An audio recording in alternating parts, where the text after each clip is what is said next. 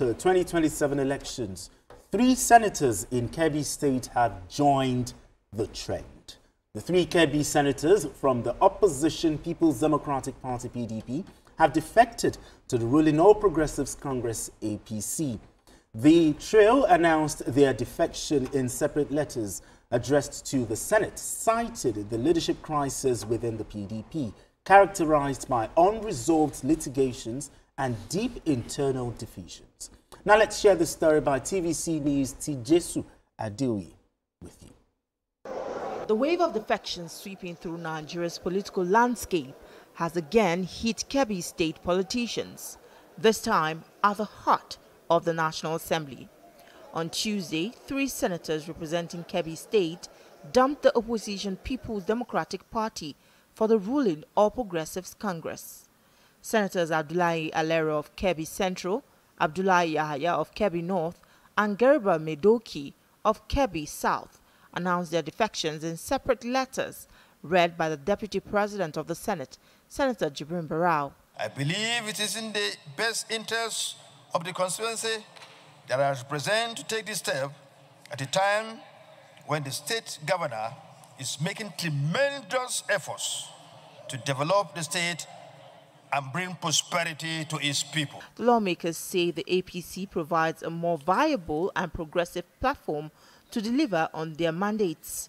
With this development, the APC now commands a stronghold in the Senate with 68 seats, while the PDP is down to 30. Labour Party holds 5, NMPP 1, SDP 2, and ABGA 2. No one is being coerced, and we are open to more people coming to join this party in overriding public interest. Meanwhile, in another major resolution, the Senate is pushing for local government representation at the Federal Account Allocation Committee, FAC. The current composition of FAC, guided by the 1981 Act, includes only federal and state representatives, excluding the 3rd tier of government. Will achieve the intention and purpose of the Constitution and accord with the smooth running of the system of paying the local government councils their allocations from the Federation account. On national security, the senators called on the military high command to urgently deploy well-equipped personnel to the northeast to confront the resurgence of Boko Haram terrorists. Cognizant of the need to return military operations to full post in Borno and Yobe states and equip them with the needed technology to counter the nefarious activity of the insurgents. The Senate has amended the laws establishing the Southwest, South-South, and North-Central Development Commissions, expanding their boards to include more executive directors, an effort aimed at strengthening regional development frameworks. From politics to fiscal reforms and security, the Red Chamber recommends firm steps to enhancing governance and ensure inclusion. Tijesu Adeoye, TVC News, Abuja. All right, thank you, Tijesu. Now, Majid, let's start this way. Considering the reasons these senators gave for defection, talk to me. Are they justified? Well, they are seeing the handwriting on the wall. They are smelling in coffee, and they want to have a taste of the coffee. I was speaking with somebody earlier this morning, and they said by the time Tinubu is done with PDP, only Atiku, Dino Melaye, and Bob D, that's Dele Momodu, will be the key figures left. I don't think that's fair. Well, you see, we need a viable opposition. See, yeah, we need to make democracy. We need a viable opposition, but you see, Tinubu is the greatest politician that has come out of not just Nigeria, south of the Sahara.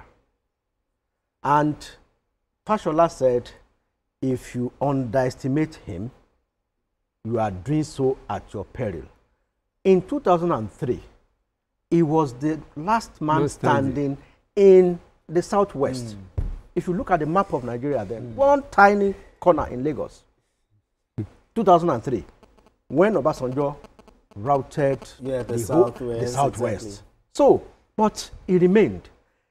From a position of opposition, he never defected from the Progressive Party from the APC, from AC to ACN, no, from AD to AC to ACN to APC. Some people, I saw some calculations in some place that he defected from AD to, no, that's not defection. He was using the same platform. So back to those three guys, the three senators, they know what they are doing. They are smelling the coffee from afar. They want to have a taste of the coffee. 2027 is going to be very interesting. Very, very. Now, we have Delta in APC. Akwa Ibom is about 2.5 legs in APC. But the governor said, I am going to support Tinubu. He said he's still in PDP. Okay. I mean, so a lot of things are happening and more will still happen. And Kebbi, the three, and this is these three senators. I think they were part of the APC. Though. Yeah, it's a prelude to the governor coming. It's coming. No, they said they're expecting about 4 or 5 more governors. And also, I suspect that Oyo, something might happen in Oyo, and in Osun State, you know, the key House of Reps member in Osun, Wole Oke, I think he's a 5-timer in the National Assembly. He has defected to the APC. Those are signs that people must see. So, I mean, those who are saying that it is wicked that it allows some people, that is, forcing some people to defect from one party to the other, I don't think they know what they are talking about. Why didn't Tinubu defect? Tinubu was put in the dock. Yeah, I know. During Jonathan era. He never defected. He remained. But now, he's the president. He knows how to use power, and he understands what power is. All right, let me bring Tony Abaton here. Your thoughts on this matter? Let me go back to what MJ said. When President Bola Ahmed Tinubu in 2007, he remained the last man standing. From being the last man standing, he was able to gradually rebuild the AC, graduating the party from a regional, so-called regional party to a semi-national party, to a national party, and to the embrace. In 2012, when they called 9 governors together, Progressive Governors Forum, that was a platform. He was out of power for between 2007 and 2020 for 16 years. He was busy galvanizing. But you know, in Yoruba land, when you go to farm, you know, I live in the village before, when you want to hunt, you send the small boys outside to go and disorganize the forest, while you wait somewhere to kill the big fish. So Tinubu waited for 16 years. He was busy organizing, pushing people forward to the House of Assembly, to the Senate, to the House of Rep. So by the time he took the biggest leap, he had people who wanted to work for him and who did work for him.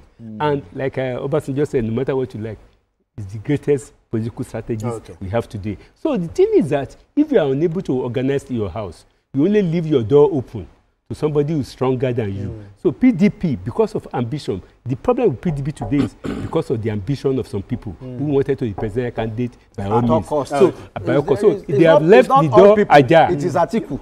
All right. They have left the door ajar for others. Let me bring BKO in here. Okay, because more senators defecting to the ruling APC. I mean, talk to me.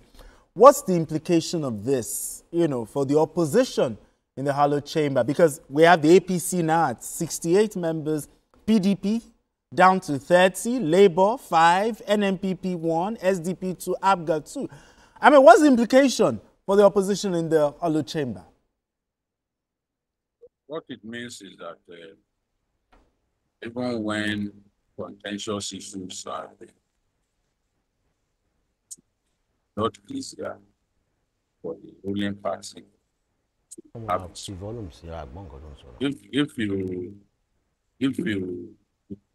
the ruling party wants a critical issue decided on the floor of the National Assembly, with the overwhelming majority that it has, it will be able to have its way. For example, the matter of emergency ruling in the state. Yes. Many of us thought it would not sail through, but the Senate President did a lot of work with his colleagues, and he sailed through. Yes, via a voice vote, but nobody said nay. Somebody should at least have said nay, but it didn't happen. So what I'm saying is that for the president to be able to get some of his visions, some of his initiatives across to members and get them to support, it needs a very good base in the National Assembly. So what we are seeing now is a situation in which it's becoming a lot easier for the president and the Senate president to be able to get the president's initiatives and plans through in the National Assembly. So this is the big implication, and it further weakens the biggest opposition party in our country. These defections used to happen some months to the general election. But we are seeing it so early, which is troubling for me, because I want a virile opposition. I've always talked about it. But if this is happening this early, just 2 years into the president's first term, what will now happen? What will happen by the time we approach just a few months to the election? What will now happen? Many of the PDP members will have fled the party the way people flee a burning house. So this is what we are seeing. It's really, really unfortunate that this is happening to the PDP. And the earlier they move quickly to stop this hemorrhage, the better for the party. People like Aliero, I'm not surprised that he's back in the APC. He's always been Asiwaju's very good friend. They were both colleagues as governors in 1999, the 1999 set of governors. They were very good friends, they were colleagues.